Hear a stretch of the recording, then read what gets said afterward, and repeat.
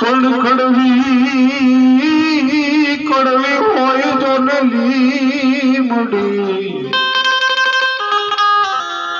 કડવી હોય લીમડી અને જેની શીતળ હોય જો સાઈ, પણ બેની બેની ભાઈ હોય બોલડે,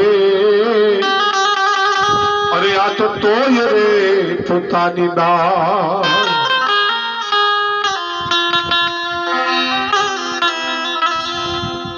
સાહેબ રાજા બલિ જે છે એમ કહેવાય કે તપસ્યા કરી અને ભગવાન વિષ્ણુને પોતાના રક્ષણની અંદર બાંધી દે, અને તે દિવસ એમ કહેવાય કે નારદ મુનિને જે છે એ માં લક્ષ્મી પૂછે છે કે ભગવાન વિષ્ણુને બંધાયેલા જે છે એને છોડાવવાનો કાંઈ રસ્તો ખરો? અને તેથી એમ કહેવાય કે નારદ મુનિને છોડાવવા માટે થઈ અને લક્ષ્મીજીએ રાજા બલિને ભારત વર્ષના ઇતિહાસની અંદર પ્રથમ વખત રાખડી બાંધી.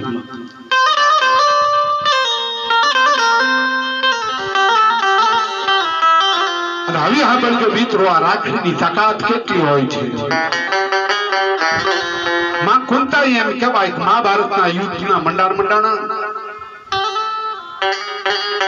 અને યુદ્ધની એમ કહેવાય શરૂઆત થઈ, અને કુંતામાં એમ કહેવાય અભિમાન્યુને રાખડી બાંધી.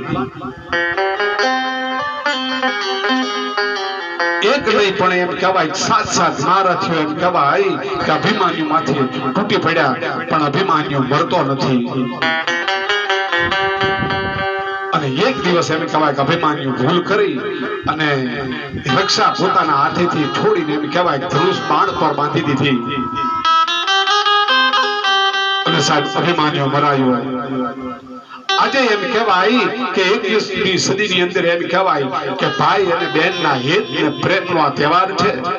અને રાજા બલિ એમ કહેવાય કે રાજા બલિ વખતથી શરૂઆત થઈ અને માં લક્ષ્મી એમ કહેવાય કે આ તહેવારને આપણા સુધી પહોંચાડ્યો છે.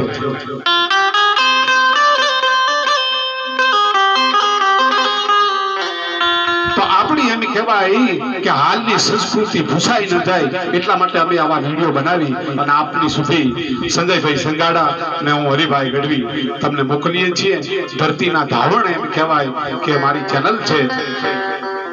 અમારો કહેવાનો મતલબ હેતુ એટલો છે કે ભારતની એમ કહેવાય સંસ્કૃતિ ભૂલાઈ ન જાય એટલા માટે આ વિડીયો પેલા માણસોને બનાવીએ છીએ.